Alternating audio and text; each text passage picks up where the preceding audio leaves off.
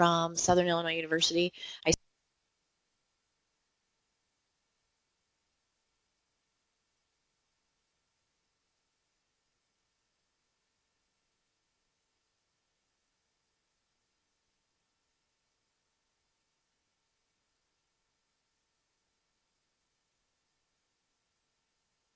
can be treacherous as well. But my big focus was on game mammals, and of course, I'm excited today to bring you my favorite topic that I've been sharing.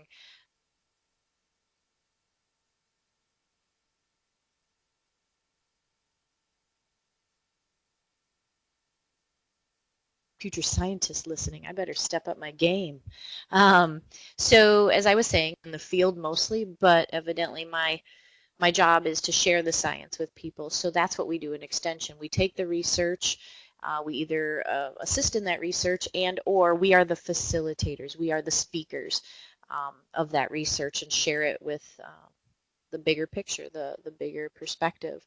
But today I'm bringing you an example from Northern Illinois and what we're experiencing. And those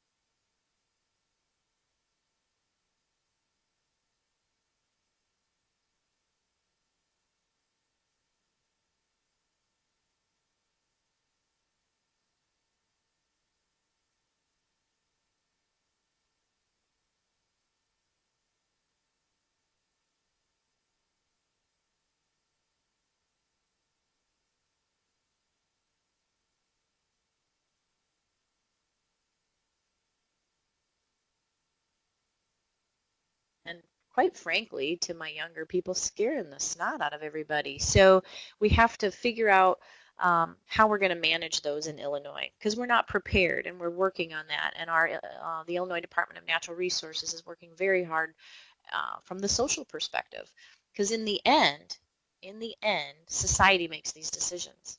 So educating society, the societal component, is very important to these animals and their future, at least in Illinois. And you may have an example of a different animal. You may have similar animals that you already may be very comfortable with. But in Illinois, the largest predator we have, and it's not an apex predator, is the coyote. And many of you know coyotes are not a threat to the human number. Out in Maine, you may be dealing with some issues with breeding timber wolves, but we don't have that in the Midwest. Wolves still eat coyotes in the Midwest. So let us get going, and I'll share with you um, this presentation. I apologize. I'm really bad at talking and watching the chat. I'll do my best, and I can hear no one. So I'll be the only one laughing at my jokes if I say any, which is really odd, but we'll see how it goes. So return of the large predators, or are they? And I brought that up because people think and the media is making it sometimes sound like they're coming back to take over their habitat, and that is absolutely not the case at all. So we're going to look a little bit of the historical species in Northern Illinois and how that changed. Remember, I'm giving you an example, and you should be able to then think about animals in your area and maybe apply some of these same things today. Description on what makes a predator large or an apex. Sorry, apex doesn't have a space. Overview of human values, and that's critical. Understanding human values to wildlife is going to be the largest part of figuring out the social capacity. You understand maybe ecological capacity in a habitat, but we need to understand all the human values and then how to work those into a societal capacity in, say, a management plan.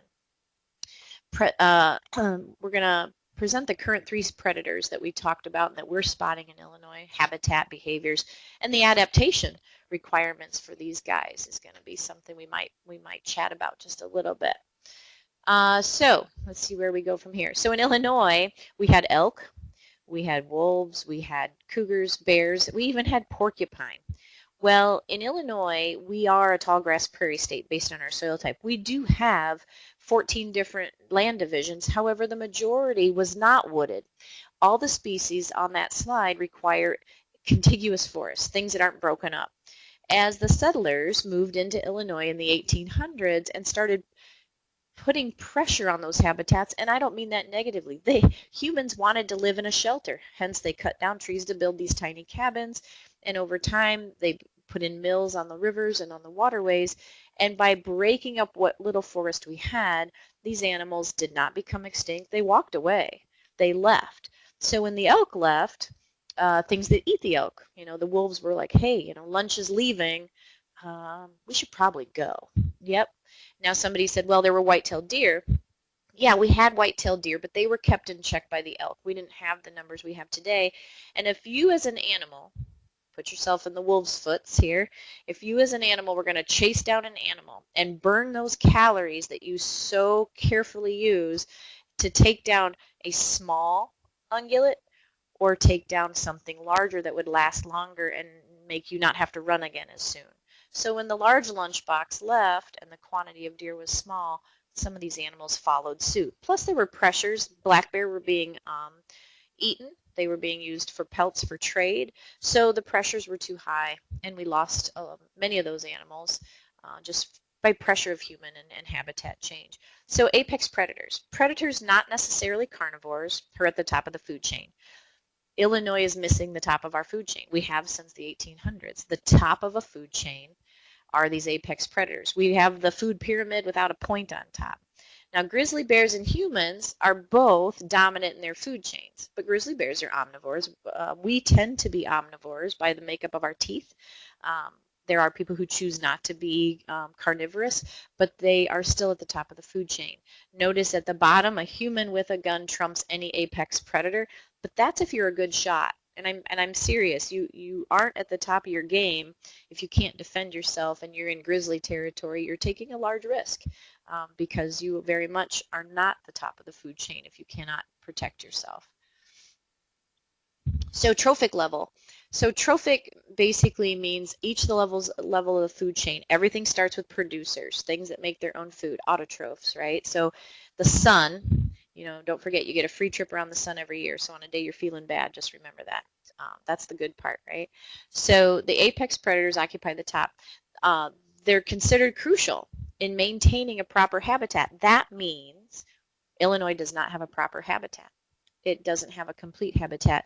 I put in here the reintroduction of the wolves in 1995 into Yellowstone. I was in college in the 80s. That's all we're going to say about that. And one of our professors put it upon us to figure out if we could get wolves back into Yellowstone, why would we want to do it and what would be the result? And all we came up with, which we thought was brilliant, we did some investigating and found out that the grizzly bears were compromised, meaning they were not at their peak, they were not surviving as they should, and part of the research showed that without leftover carrion, just leftover food from wolves, the grizzlies weren't thriving. So grizzlies were thin. Female grizzlies were going into hibernation pregnant and underweight. The babies were born underweight. The milk production was low because they were underweight. And all of this came back to what seemed to be at the time a lack of leftovers for them to eat. They eat many things. They're omnivores, but those leftover, that high protein leftover bones and meat from kills of wolves made a huge difference. And let me make sure I state a female grizzly bear, a female bear, if she is compromised to a very high level and can no longer feed herself and her young, she will abandon the young and let them die. And people hate that because we're anthropomorphizing it. She is already an adult. Her chances of reproducing again are very high, much higher percentage than those small baby grizzly bears surviving to an age in which they can reproduce. So remember what I said. The overall goal is survival and reproduction of your species to hold that species intact. So that was our big deal. We talked about it. So what I did is I have in here, and many people have seen it, but it gives you a break from listening to me chatter, and it gives you an opportunity. This was put together after a TED Talk, and it's that explanation of trophic levels.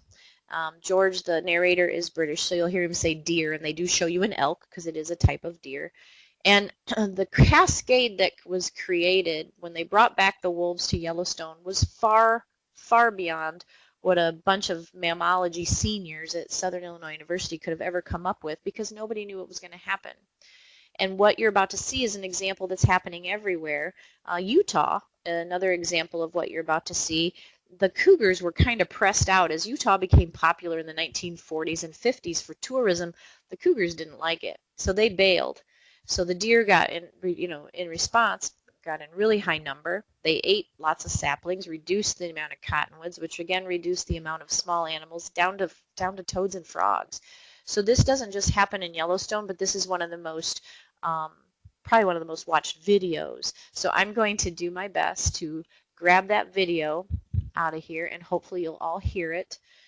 And if not, teachers that are listening, it's called How Wolves Change Rivers, and it's 4.5 minutes. So you could pull it up later on YouTube. It's a fantastic video. So I'm going to go ahead and play it for you now.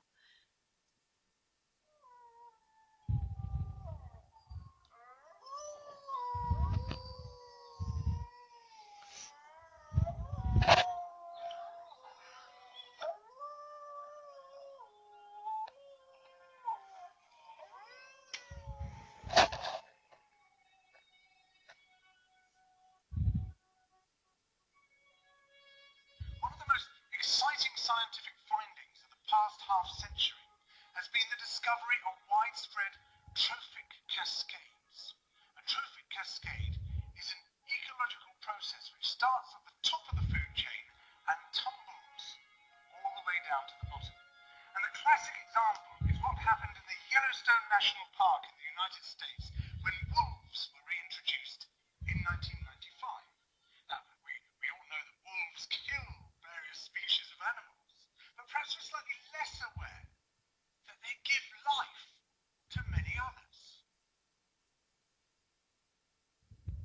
Before the wolves turned up, they'd been absent for 70 years, but the numbers of deer, because there was nothing to hunt them, had built up and built up in the Yellowstone Park, and despite efforts by humans to control them, they'd managed to reduce much of the vegetation there to almost nothing. They just grazed it away. But as soon as the wolves arrived, even though they were few in number, they started to have the most remarkable effects. First, of course, they killed some of the deer, but that wasn't the major thing. Much more significantly, they radically changed the behavior of the deer. The deer started avoiding certain parts of the park, the places where they could be trapped most easily, particularly the valleys and the gorges. And immediately those places started to regenerate. In some areas, the height of the trees quintupled in just 6 years. Bare valley sides quickly became forests of aspen and willow and cottonwood. But as soon as that happened, the birds started moving. The number of songbirds and migratory birds started to increase greatly. The number of beavers started to increase because beavers like to eat the trees. And beavers, like wolves and ecosystem engineers, they create niches for other species.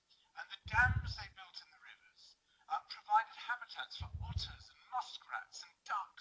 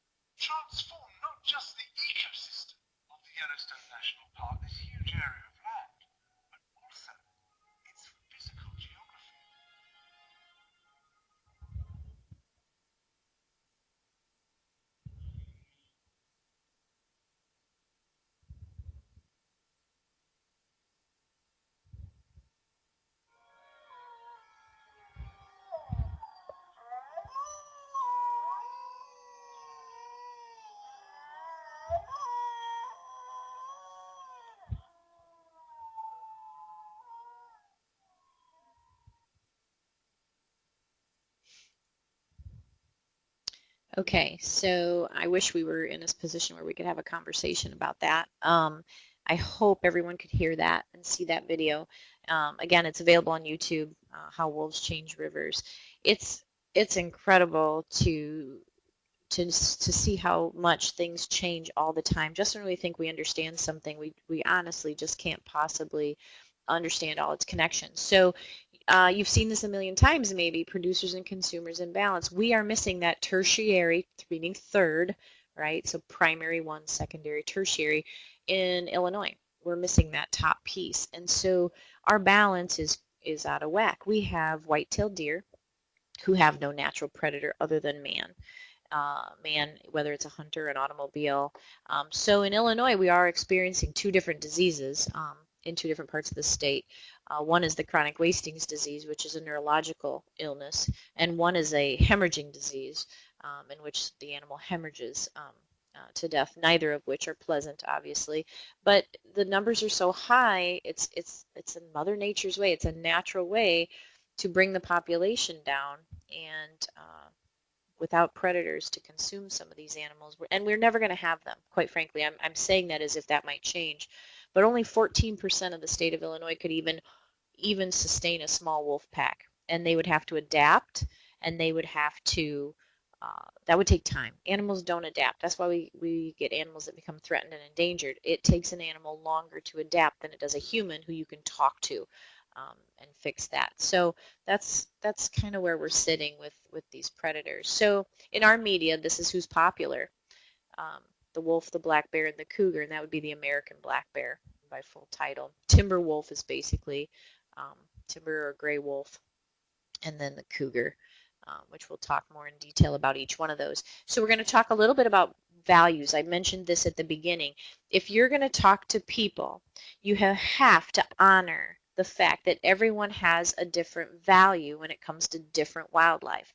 The values all have the same titles, but they're going to change depending on the animal and, quite frankly, the threat. Our number one value as a human being is to protect ourselves. I may think that a cougar is gorgeous, but I do not necessarily want to come face to face with one in the woods when I'm by myself because that puts me a little lower on the food chain than I like to be. Um, an interest or an innate want in preserving these charismatic animals, there's a lot of people who want zero harm to come to these animals, and I fully understand that view, but I also understand wildlife management. The need to sustain these apex predators for the health of the ecosystem. We know by proof in time that this is a very important part of the food chain. And what title describes your value for large predators? I do have a slide. It's pretty detailed, and I apologize. And anybody that would like this, I can scan it and email it, and I can give you my email. Again, it was at the first slide, but I can give it to you again. But Keller and Smith in 1996, two professors, came up with these 9 values, and you can be more than one. So utilitarian, that's what I studied. I studied fur-bearing animals that provided food for people and income for people, and that's the practical and material use of nature. You could say that about certain plants that are collected. Naturalistic, direct experience, exploration. I run a nature center. I work directly with children and people in the forest, in the river, on the prairies. So it's that one-on-one. Ecologistic, scientific. Systems and study. So if you're a researcher and you're studying those relationships. Aesthetic, physical appearance. Many people have animals that they just love to see, and they get calendars. Wolves are very popular that way. Calendars and different things that they just can't get enough clothes with those printed on them, etc. Symbolic, use of nature in language and thought, so nature poetry and paintings. Humanistic, attachment or love. I do have a humanistic value. I worked directly with a coyote during my apprenticeship, and I got to tell you, we were tight. He was one of the coolest animals I have ever come in contact with, and I learned so much by being a part of his world, and I miss that. But I definitely understand that our population of coyotes is high in number, and They are not an apex predator that we're talking about today, but that's a humanistic attachment that was created in my situation. Moralistic, spiritual reference, that might be something along the lines of Native American uh, feeling toward nature and what it gives us, and the way they thank nature for all the things that they were given from them. The dominantistic, mastery, control, those two, and negativistic are real, and they're very, very common. And a lot of it is based on fear or protection, or uh, if people are worried that the wolves are going to come in and consume children, or you have a predator that's eating their chickens, and chickens are what support their family. They're very real feelings, and you have to honor them. You don't have to have the same value. But if you're going to study something like this and you're going to try to write management plans, you're going to have to honor those in the room and honor how they feel. And I'm going to give you a couple different totally different examples of that, just so we can talk more about it. So here's the first one, and this isn't up there to be funny. This is up there because this is real. So I usually don't read slides to people, but I'm going to read this to you. This was 2014, and it was sent to the Illinois Department of Natural Resources after a cougar was found and destroyed in a barn not far from where I'm sitting right now. And I have to say that we don't have a way to tranquilize. We're caught off guard, you might say, that these animals were going to come traipsing in and cause such a fearful response, obviously normal response. So this guy wrote in following that incident because the IDNR is trying to figure out what is socially compatible about having these animals around. We don't have a gate. We don't have a fence. We're not introducing them. They're walking in from Wisconsin and other states. So this person wrote, dumb tree hugger idea. What farmer wants to be confronted by a mountain lion in his barn or have his children surprised by a bear as they play in the woods nearby? Reintroduce these predators and the first human victim will not be far behind. There's a reason why our forebears hunted them and removed them from Illinois. While on the subject, there are too many hawks, and he continues to talk about chickens. Well, this is probably a very negativistic value, but he might use chickens to feed his family and to sell the eggs to feed his family. So we have to remember this is coming from what he understands. So we aren't reintroducing them. They're walking in. He doesn't know that. He's not trying to be disrespectful. He's saying what he doesn't understand. Um, and it is scary. It is very scary to think. I know some of you that are in different states are like, we have black bear everywhere. We're not used to that. When the first black bear walked through northern Illinois a couple years ago, I was probably the only one thrilled to death and excited, and I couldn't wait, and I was trying to see it. I was the only one that didn't see the bear probably. And the sheriff called me and he said, am I telling them the right thing, Peg? Am I just let the bear be a bear? I said, we got to get that bear out of here alive, because then it was legal to shoot it. We had no rules yet because we had no black bear since the 1800s. And he said, why do we have to get it out of here without anybody shooting it? And I said, because then the next one won't be so exciting. And there's going to be more. If one comes, there's going to be more, just trying to figure out if this is a place to stay. So then I will share, it was a funny comment. It was cute. He said, hey, one more thing. I said, yeah. He goes, I called Wisconsin, and they have a huge population of black bear all through Wisconsin. And he said, I called Wisconsin. I said, yeah. He goes, they don't want it back. Well, they have plenty. And I said, imagine large raccoons. And then he kind of understood, because bears can get themselves into big trouble. So we're going to talk a little bit about the gray wolf first and some of these examples from Illinois. They last recorded on 1859, but I had some 1914 historical documents. One guy found one in his barn and shot it and brought it to the county seat to prove that the wolf had torn a hole in his jacket. But they weren't solid as a population. Now I want you to notice, most importantly, there's two slides. I've had to add a slide since this started. 2002, I want you to notice two things. Male, shot during a coyote hunt in Marshall County, 2002. Male, killed by a vehicle, northern Illinois. Male, Pike County. Male, killed by a coyote hunter, Joe Davis. He got in trouble because he actually knew it was a wolf and shot it and then shared that with people, and he ended up fined a little bit of a fee for that. A male killed by a coyote hunter in King County on accident. A male and female were killed in Joe Davis. Now, starting with males, 2002, it was all males. And now look at that male-female. So remember what I said, they'd have to adapt, and they would have to only live in a very small 14% of our state, which is our northwest corner, where Iowa and Wisconsin and Illinois all meet. And then down the Illinois or the Mississippi River Valley, there's some spots, and then southern Illinois, there's some spots. This Joe Davis is the far northwest corner in part of that 14%, and it's a male and a female. Now the female had been going in and out of Illinois for some time, and she brought back a boyfriend. So it's possible that they were working things out and might have been able to sustain themselves in a small group. Now notice, female, female, female, female. This unconfirmed turned out to be actually had dog genes. It was a hit by car, and that would be this next slide right here. They put the shovel there for an example of how big it was, but she did have a dog gene further back. It was not a wolf dog immediate animal. However, they have to check that. That's one thing. You can't take a picture and say, is this a wolf? You can't take a dog track or a wolf track and say, is this a wolf? It could be, but without DNA testing, they will not confirm it to be a completely wild wolf, because in the 1990s, it was very popular to have wolf-dog hybrid pets.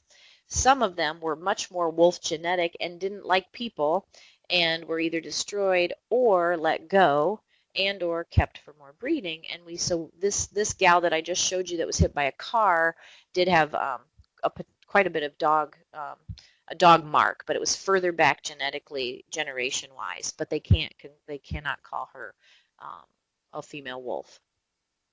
And it was a hit by car. It was an accident.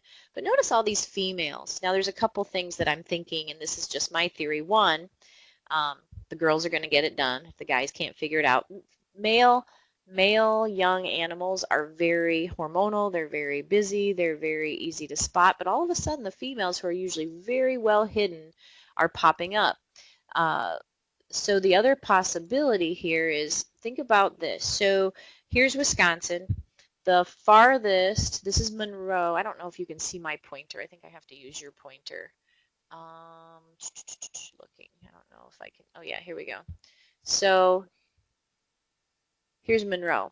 So Illinois, and where I live, I'm sitting right down here. So this is the farthest south that there's a full wolf pack that they defend during breeding season so far. But that's only about 5 counties away from Illinois. Also, there's a delisted zone, and I'm going to go up and see if I can't click over to that. So I'm north of I-80 quite a bit right here. And if you look at this dark blue, okay, this is where they have seasons on wolves, because there are plenty of them, and they are a fur bearer, and they can sell pelts and make income. This light blue, it used to be where they were considered endangered, and the reason that, or threatened rather, they're still considered threatened, which isn't as high as endangered. Below I-80 until a year ago, gosh, 2 years ago now, January, below I-80 they were considered endangered. So if you harmed a wolf north of I-80, where they were threatened, it was, let me try to get that straight, delisted, so they hunt them, threatened, and endangered. If you harmed a wolf south of I-80, it was a bigger deal because of the line. I don't know why I-80. Now in Illinois, you may not shoot a cougar, bear, or a wolf unless your life is in danger until they get this social capacity figured out. But it used to be the cougars had no protection, the bears had no protection, and the wolves were protected either side of the line, but one side was more critical than the other as far as fines if you harmed them. So one of my theories with that whole slide with all the girls, what happens now that they're hunting them legally, when a wolf loses its mate, sometimes they'll go on what's called a mourning journey. Not mourning AM, but mourning as in sadness. And they'll travel great distances. There was a wolf that left Minnesota a long time ago when they started figuring this out, and she was radio collared. And she came all the way down through Illinois, into Indiana, back through Illinois, up until she found a bridge back into Iowa, and 3 months later ended up within 10 miles of her original start space because she had lost her mate. Could Could it be possible that during any of the hunts or trapping that they're getting um, a wolf that has a mate and those are going on morning journeys and then we're just catching up with them? I don't know, but it's a thought. It's a possibility. So here's Illinois, and where we're finding these animals. All right, Livingston, Grundy, coming down. Here's Pike. And for those who don't know Illinois, this is the Illinois River Valley that pours into the Mississippi. The Illinois River Valley, that riparian habitat, would be perfect for traveling unseen. So it seems to tend to be they hit that and they're very happy to follow it, but so do our cougars. Again, there's cover there, so that's a really nice place to travel. So we're going to move on to cougars. Now, I'll be honest with you. As a U of I Extension employee, I am to give you my objective opinion. I'm going to give you my bias right now. Of the three animals, this is the last one I run into by myself. They're unpredictable. They're cats. The species of cat, it's just how it's going to be. So um, think about your house cat. I have the sweetest house cat at home. But at any moment, she likes to hide in the hallway and ambush my leg as I go by, and it scares the tar out of me. Now imagine that you have a 140-pound animal doing the same thing. That might be a little bit bigger deal. So the mountain lion also is spreading its wings and ending up in Illinois. That brings us to a bigger picture here. So here, look at this again. We have male. 2002, right about the time we started taking note of the male wolves. Look at this, male, male. We're going to talk a little bit about this one in Chicago. Male, uh, Joe Davis, that corner, another one caught on a camera. This one has got some attention because it was way further south in Illinois, the one in Morgan County. And there's Pike again, right there on that Illinois River Valley we talked about in Calhoun. I just did a program, the same program, down in the Calhoun, Jersey area near Pike, and came back and there was a trail cam that picked another one up this past fall. So they're moving in and out, but we do not have the habitat to sustain them. They're not here looking for somebody to take down. They're traveling. They're young. They've been kicked out. Think about a mother cougar keeps her child for 2 years or two, and then says, oh, I'm going to have more kids and you have to go. Oh, okay, well, where do I go? Anywhere but here, get out. So that male especially, right, travels, and he gets somewhere and he goes, this is nice. Nope, you can't stay here. Why not? Because I'm your uncle. You have to go farther. And they think that some of the research, it comes out differently depending on the research you read, but the closest I could come to was the minimum home range for one cougar is 70 square miles. So this poor kid has to find a place that he's not getting beat up by a male cousin, a brother, an uncle, and then he ends up in Illinois. And there's nothing for him here, and it's very hard to find cover, and he's stressed. He's running into a barn to hide, and things happen.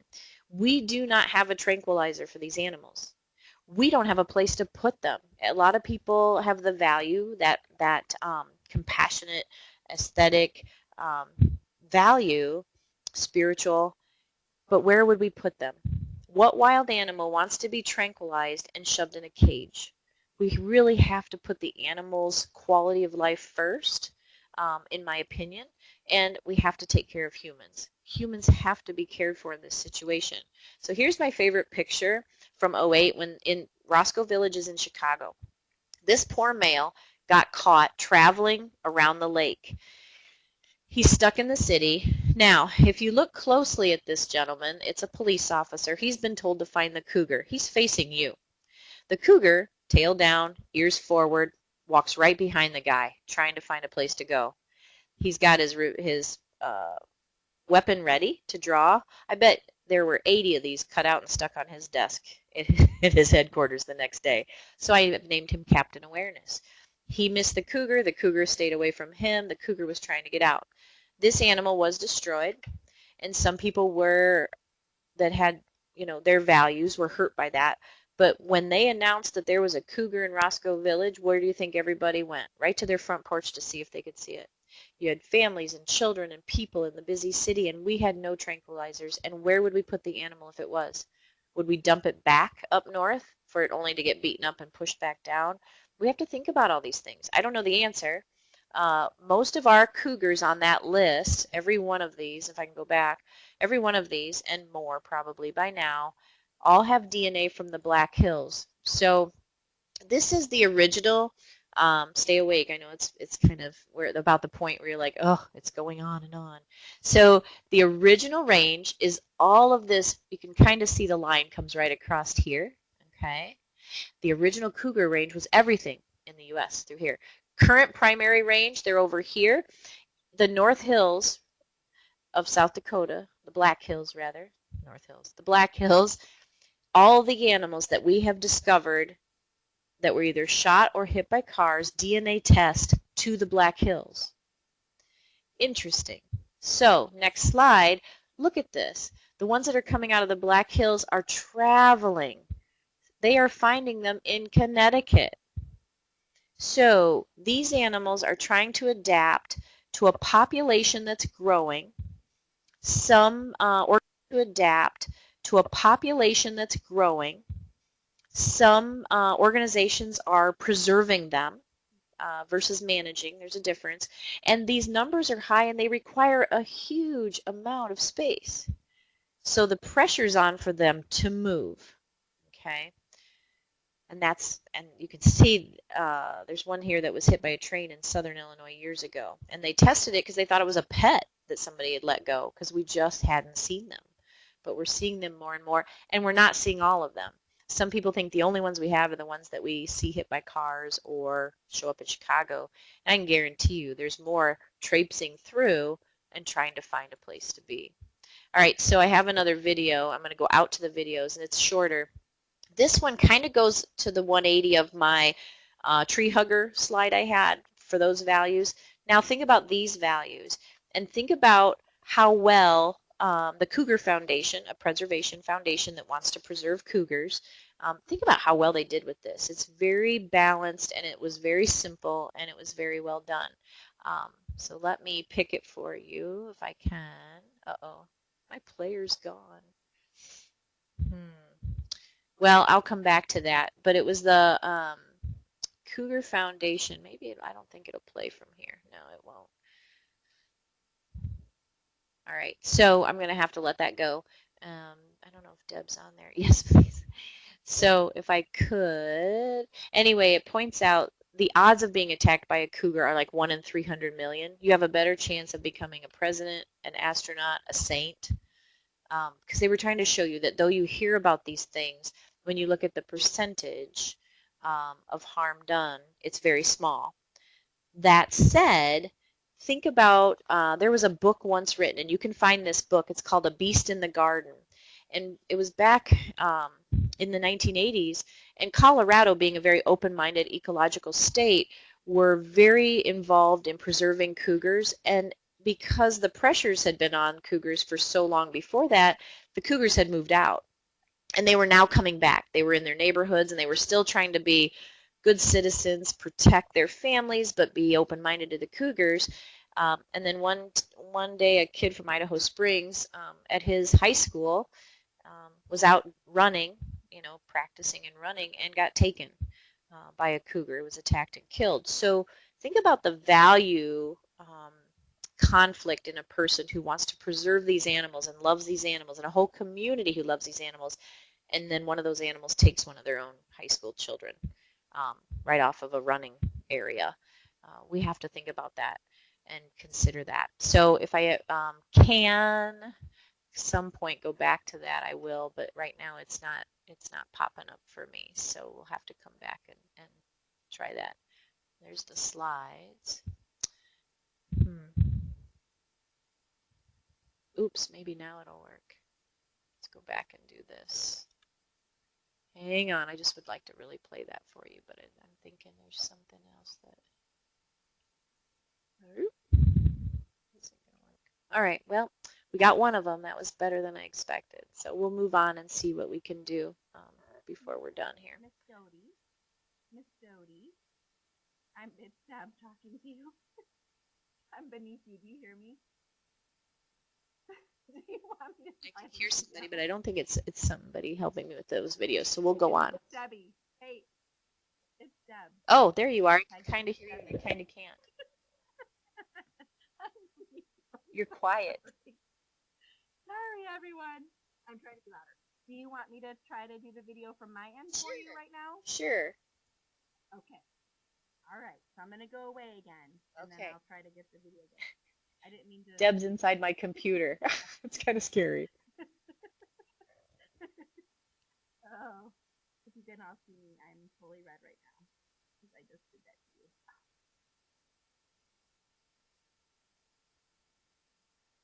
Sorry, let me We'll just see what she can come up with.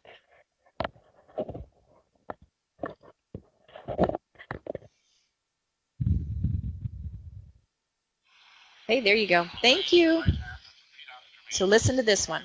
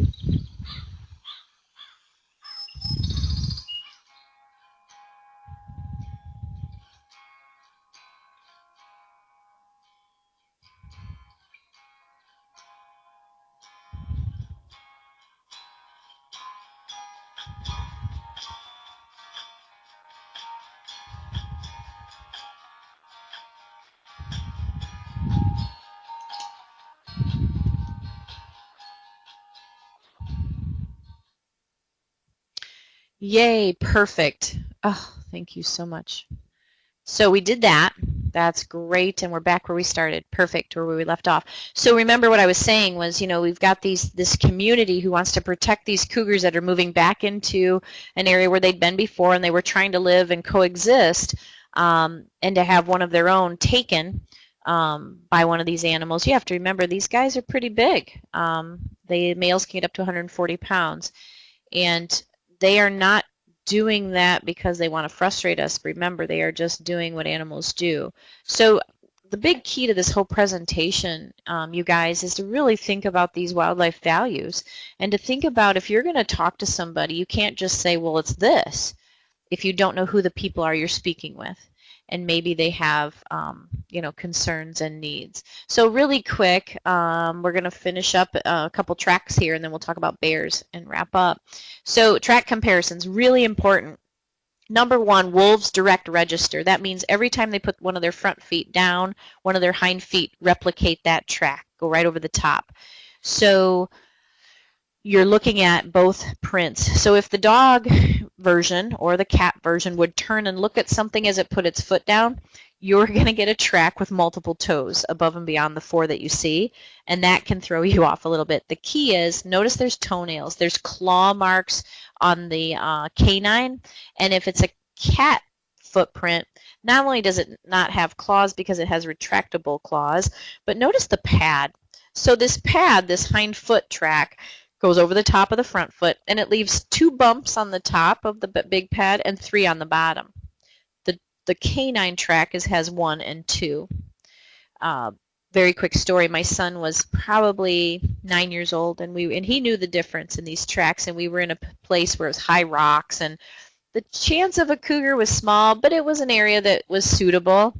And he was going slow, dinking around, and Deb, who helped us, knows Mitch very well. He's 20 now, but he wouldn't keep up. I'm like, buddy, we got to get back. And I found an old cougar track. It was as big as the palm of my hand. Definitely a cougar because it was a perfect track, very old track, and I could see the two lobes on top, 3 on the bottom, no toenails. I thought, well, that's kind of interesting. I said, hey, buddy, come here. So Mitch walks up, and I said, check this track out. And he stared at it for a minute, and then he looked up at me, goes, we got to get going. It's getting dark, and I'm in front now. It was pretty funny, and I kept making cat sounds, whew. He's like, stop it, Mom. But we made it back in no time. We finally got moving. Some of you might think that was mean. I thought it was kind of funny. But he could identify that track and he recognized those. Those are really important for you to know if you're out backpacking, tracking. Something else you can do if you're in cougar country, a lot of the joggers, because there's nothing more exciting to any cat than something that's moving quickly, right? They can't control that urge to stop it. Joggers out west are now wearing masks, like face masks on the back of their head because cougars don't like to attack from seeing your face. They like to attack from behind, so they can't figure out which face is the right face, and that's their way of protecting themselves. Personally, I would find an indoor track, but that's me. Oh wait, I don't run. Well, I guess I don't have to worry about it. So black bears, these are not unable to harm you, but this would be probably your least worry. Wolves, there's only been one wolf attack to a human being that has been documented. Somebody said there's two. I can't find the other one, so there's your homework. The one that I know about was in Saskatchewan. They came across a man who'd been killed, wolf tracks, but they can't figure out the story, what happened. But otherwise, there's never been an attack on a human by a wolf that's been recorded, and except for that. Bears, they can attack you. They are big. They have, they do have a carnivorous jaw style. However, they're also very easy to scare and spook and manage. So we have to remember that if we see one, to act big, act crazy, and don't ball up like a rock, because then you just look like a rock and they want to play with it. I don't know where that ever started. So here we got a few lists. February of 2009, there was one found hibernating in the upper middle of Illinois. There are no bear permanently in Illinois. I'm going to explain this a little bit to you in just a second. Then there was one repeatedly seen in Joe Davis. That's that corner I told you about where we have, where the state, and I'll show you in the map in a second, there's a lot of bears working their way down. So that doesn't surprise me. But in the middle of the state, no. So in 2010, we see that there was a mother and a cub. I know that's not right because they're too far away from the nearest population of black bear in Missouri. So you have this black bear in 2009, this male. Well, they figured out he was a pet because somebody popped open a can of pop and a bag of chips, and he was all about it. He knew what snacks were. So, okay, a wild bear is not going to get excited over a bag of chips and a pop. And then this female, so here's the interesting thing about black bears. The females will not move more than 10 miles from their mother. This bear was hundreds of miles from any bear population. Most likely the person who owned that male bear lost him because the person who had the female and the cub that were spotted was probably the same person because they never found them. So he evidently was able to collect them, he. That's my theory. Because there's by personality trait, if you will, the bears wouldn't be in that part of Illinois because she wouldn't be without her mom, that far from her mom. Every county south of St. Louis in Missouri has a bear population. They just can't figure out how to cross the river because southern Illinois would be a great bear population. It has been, and it would be again. I'll show you a map here. So here's their original range. Alaska, Florida. Here's my Maine folks. There's Washington. They were everywhere, right? Maybe they are raccoons of some sort. So here they are in Wisconsin. Again, I'm sitting where my red dot is. So it's not surprising they're dropping into Joe Davis right here. But the one that I was talking about was way down in the middle, upper middle of Illinois. Not that far from me, but still definitely far from a population. So here's a bear track. If you see these tracks in your yard and they're the size of your hand or bigger, you probably should just go inside. If you see these tracks in your yard and they're the size of a quarter, you should go inside because they're a skunk, because skunks have very similar feet to black bear. We very recently had another black bear wander into Boone County, which is just north of me, right by Wisconsin, and they called me, and I talked to them a little bit, and then they had it on the news, and they said there were hind footprints to the road. So either this bear had 2 legs, walked on its hind feet, or of course, what did it do? They waddle. They are pacers. So every time their front foot goes up, they too put a back foot. So for some reason, the animal control people said there were hind footprints all the way to the road. So of course, me being scientific like I am, I was making fun that the bear was only had 2 legs, probably wasn't a threat. So here you go. Here's a quote, slightly out of context, but it was interesting to me, and this was actually about coyotes. But this is how they feel. So this woman doesn't want animals. She understands that they have a right to live, but she doesn't want any animals to kill other animals, and that's a value. You know, we're looking at someone who is nervous, who's worried, and also has maybe a fear. And it's hard for people. It's hard for them to understand what's going on. So this is a little bit long. Basically, Aldo Leopold, some of you have heard of him. He was the father of game management. He was around when people just shot things to shoot him. If you saw a wolf, you shot it. Then he thought about it. He goes, wait a minute. If we don't have some control, this is going to be a problem. He also said, now I don't care where you live, this'll be interesting. On that dark print, the hope of the future lies not in curbing the influence of human occupancy. Okay, we're talking about human population growth.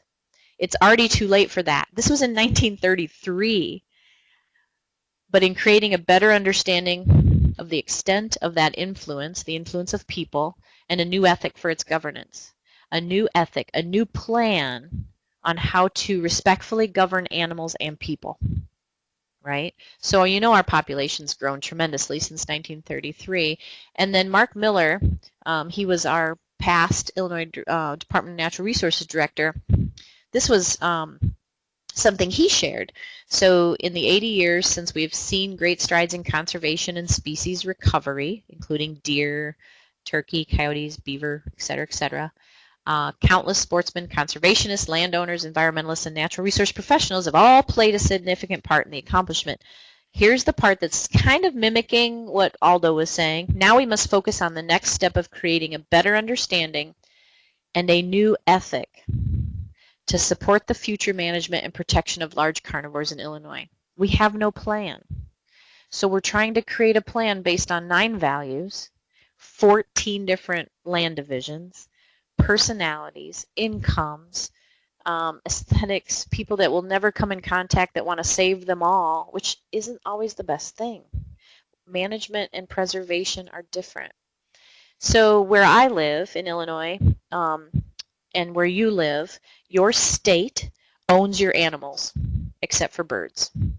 Birds are the property of the federal government, which makes harming a bird a bigger deal. If you harm a bird, you could be in big trouble, minus the 3 that you can harm if you so wish, which is horrible. Tell a middle schooler. My son got an airsoft gun one time, and finally when they made biodegradable BBs, and I said, but if you shoot something, you eat it. Only targets. And he yelled in the kitchen window one day, he goes, Mom, what about crickets? Can I shoot a cricket? I said, I can fry a cricket. So hopefully, I know, the boys in the crowd are going, yeah, he did it anyway. I don't know, he might have, but he didn't eat any of them. So birds are the property of the federal government. All wildlife, the rest of the wildlife, are the property of the state. So when this predator thing happened, nobody was in ownership. They were coming from other states. They weren't ours. They weren't theirs. We didn't know what to do with them. We had to protect people. So we're at a really different crossroads here. We have to design this new ethic that includes a social capacity and an ecological capacity. All right. So reporting for us, it's this person. I left this in the program. This is who you would contact, Mr. Dufford. If you see something, you cannot send him a photo of a wolf. It has to be DNA tested, and they can live trap and then DNA test and release these animals too. But a lot of ours are hit by car. Photos, tracks, casts. Now, if you get a photo of a cougar, you don't have to have DNA. They definitely can tell it's a cougar. That's a given. Black bear, same thing. And then there's resources. There's only 4 there, but you guys are the age of the internet. You can find tons of stuff, but be sure. Think about the Cougar Network. It's going to be very positive focus toward preservation, saving them. It may not be research-based. Some of it might be, but it might be selected research. If you're going to research something, for starters, go to your universities. Pick university. Bye, guys. On to your next class. I see that. Thank you for being here. So really make sure the resources you're using are true, and those kids are leaving, so walk softly. So that's my end slide there. And if you look closely in that, my pointer, it's one of my favorite artists. There's a wolf's head. There's ears. See the face? There's eyes right there and a nose. There's his back and his tail and his legs. And there's his other two legs right there. And that's called Walk Softly. So that's a wolf print. Notice the pad shape. This is an artist rendering. And then there's the spirit of the wolf walking through there. So that's one of my favorites. You guys, I know that's a long listening. Thank you to all the teachers. By all means, if you need or want those values, my email is at the beginning, and I'll try to pull it up real quickly for you. But it's P as in Peggy, S as in Sue, DOTY at illinois.edu, and I will try. Deb's probably saying type it. Well, I'm doing too many different things. So I think Deb's going back to the beginning. Somebody's going back. Deb, is that you?